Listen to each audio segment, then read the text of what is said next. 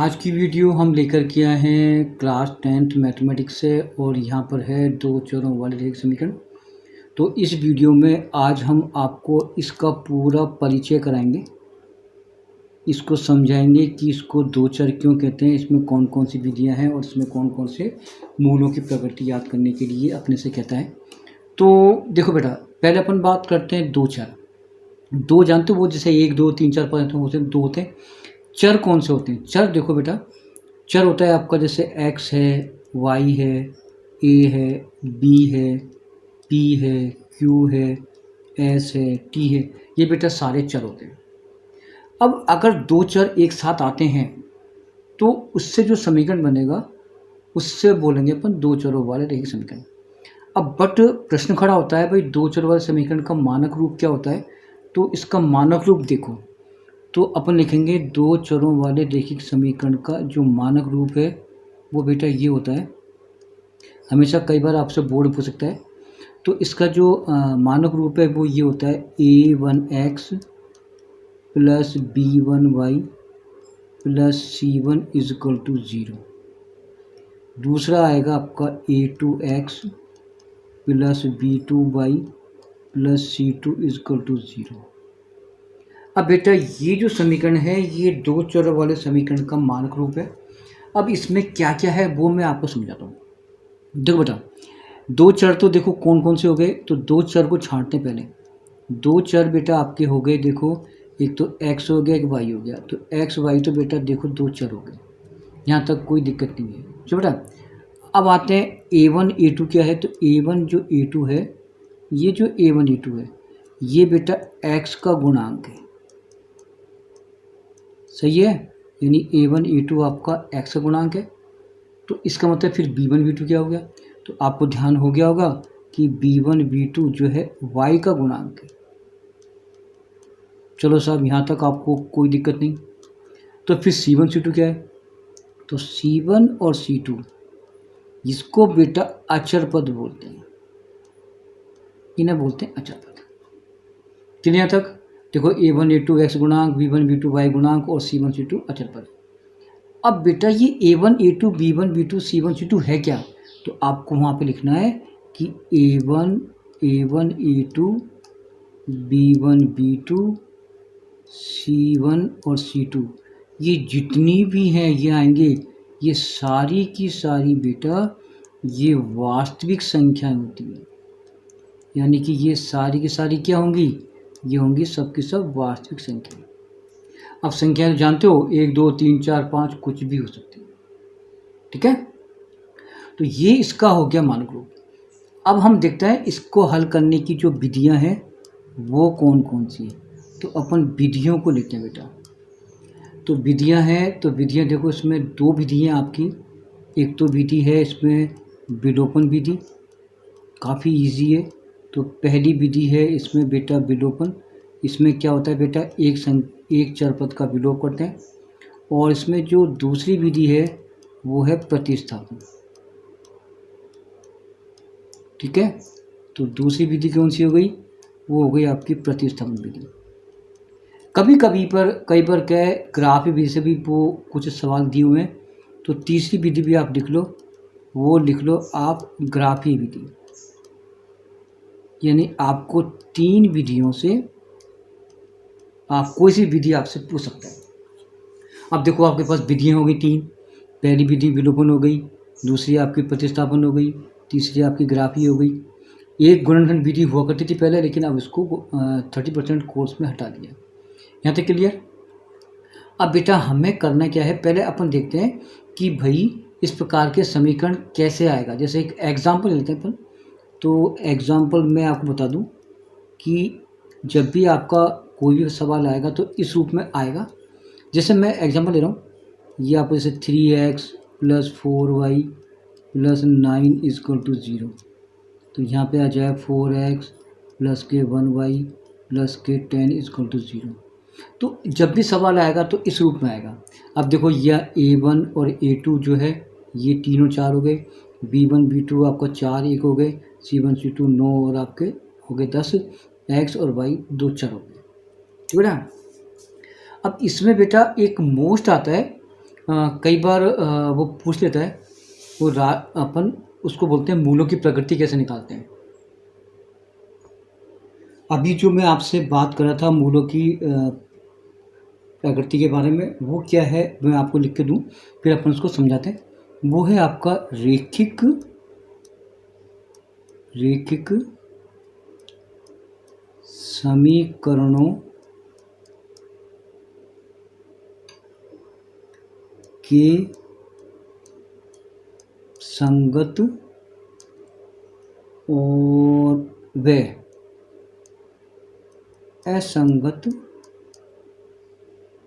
युग्म, वो अपने को समझना है। ये मोस्ट है क्योंकि कई बार बोर्ड में इस टाइप के प्रश्न आ जाता है। अब क्या है मैं आपको समझाता हूँ।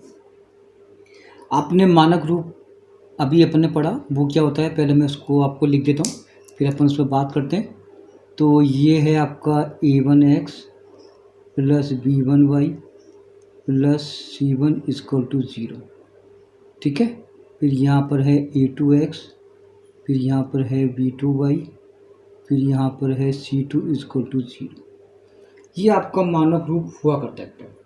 अब इसमें जो पहली कंडीशन है वो क्या है, पहली शर्त देखो, पहली स्थिति ये है a1 बटा a2 is not equal b1 बटा b2। अगर इस कंडीशन में कोई भी आपका दो चरों वाला समीकरण आता है तो बेटा वहाँ पर आप क्या क्या लिख सकते हो। अगर वो संगत असंगत के बारे में पूछे तो इस कंडीशन में आपको वहाँ पे लिखना है कि निकाय संगत है। अगर वो रेखाएं प्रतिच्छेद करती हैं नहीं करती हैं तो उसके बारे में पूछे तो इस कंडीशन में आपको लिखना है रेखाएं प्रतिच्छेद करती हैं। ये आपकी दूसरी कंडीशन होगी, ठीक है। और तीसरी कंडीशन में अगर बीजीय पद के रूप में पूछे कि इसके मान आएंगे कि नहीं आएंगे तो वहाँ पे लिखना अद्वितीय हल है। अब मैं आपको एक एग्जांपल दे करके इसको समझाता हूँ। जैसे मैंने बेटा एक एग्जांपल लिया, जैसे यहाँ पे लिया मैंने 3x plus 5y plus 7 equal to 0। यूँ मैं आपको समझाने ले रहा हूँ 4x plus 1y plus 6 equal to 0। अब ये बेटा देखो आपको इस कंडीशन में कैसे आएगा, a1 बटा a2 b1 बटा b2। अब देखो यहाँ पर देखो a1 क्या है बेटा 3, a2 क्या है 4 बराबर b1 क्या है 5 और c1 क्या है आपका 1। अब ये देखो यहाँ 3 है यहाँ 5 है, ऊपर के बराबर नहीं है नीचे के बराबर नहीं है तो इक्वल नहीं है ना, ये तो इसको लिखें नॉट इक्वल। तो ये जो प्रश्न है आपका इस कंडीशन में आ गया।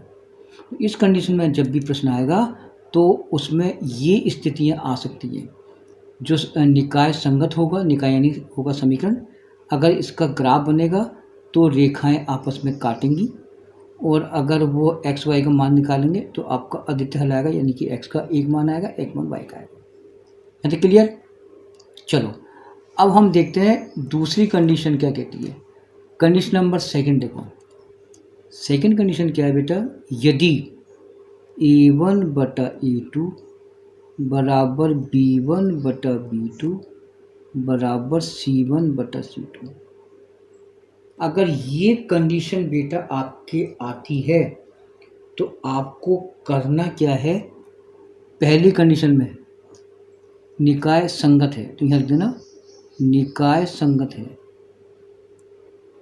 अगर वो संगत असंगत के पूछे तो लिख देना निकाय संगत है, यानी कि इसका मान आएगा।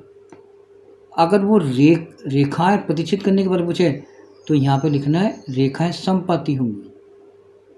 क्या लिखोगे, रेखाएं समपाती होंगी, समपाती सॉरी इसको थोड़ा सही कर दूँ, रेखाएं समपाती ऐसे लिखते कि रेखाएं समपाती बेटा ऐसे आएंगी, रेखाएं समपाती होती हैं। अर्थात समपाती का अर्थ होता है कि एक रेखा दूसरी रेखा के ऊपर आएगी। और यदि हम एक्स वाई के मान निकालेंगे तो आपको यहाँ लिखना है अपरिमित रूप से अनेक हल, अपरिमित रूप से अनेक हल, यानी इसमें काफ़ी सारे आंसर आएंगे एक्स वाई के। ठीक है, अब ऐसे प्रश्न देखो, एग्जाम्पल लेते हैं, वो कैसे आएगा। जैसे ये आएगा, जैसे मान लो 3x + 6y + 9 = 0। यहाँ पे आ जाए 6x + 12y + 18 = 0। अब बेटा यहाँ पे देखो a1/a2, यहाँ पे आ गया 3/6, b1/b2 6/12, c1/c2 9/18। ठीक है, अब बच्चा देखो यहाँ पर हम काटते हैं तो 1/2, यहाँ भी काटते हैं तो 1/2, यहाँ भी काटते हैं तो 1/2। अब देखो सब आ रहे हैं बराबर, ऊपर के बराबर नीचे के बराबर, तो अपन इस कंडीशन में आ गए। ठीक बेटा, तीसरी कंडीशन क्या होती है वो आप देखो। तीसरी कंडीशन ये है, नंबर थर्ड कंडीशन, वो ये होती है आपकी a1/a2 = b1/b2 is not equal c1/c2। यहाँ पर क्या होगा बेटा, यहाँ पर ये तो दोनों ऊपर की ये दोनों बराबर होंगी, लेकिन ये संख्या इन दोनों से अलग होगी। तो अगर ऐसी कंडीशन आए तो आप क्या लिखोगे, यहाँ पहली कंडीशन में लिखना निकाय असंगत है। पहली कंडीशन में निकला निकाय असंगत है, अर्थात ऐसे प्रश्नों में कोई उत्तर नहीं आएगा। अगर ग्राफ के लिए पूछते हैं तो आप क्या लिखोगे, रेखाएं समांतर होंगी। तो यहाँ पे लिखना है रेखाएं समांतर होती हैं, रेखाएं समांतर होती है। दूसरी, ये कब लिखोगे, जब रेखाएं प्रतिच्छेद करने के बारे में कहें। और एक्स वाई के मान के लिए कहे तो आपको लिखना है कि कोई हल नहीं होगा, लिख देना कोई हल नहीं होगा। अब इसका एक एग्जाम्पल लेते हैं बेटा, देखो एग्जाम्पल मैं ले रहा हूँ, आप देखो।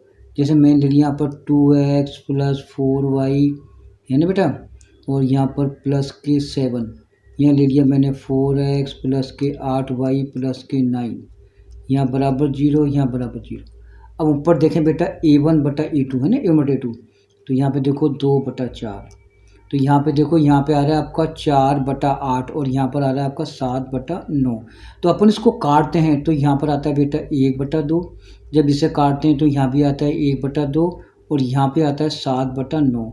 देखो ये दोनों बराबर हो गए, ये बराबर नहीं है, तो वहाँ पर आप लिखोगे निकाय असंगत है, रेखाएं समांतर होंगी और कोई हल नहीं होगा। ये बेटा आज का परिचय था, धन्यवाद।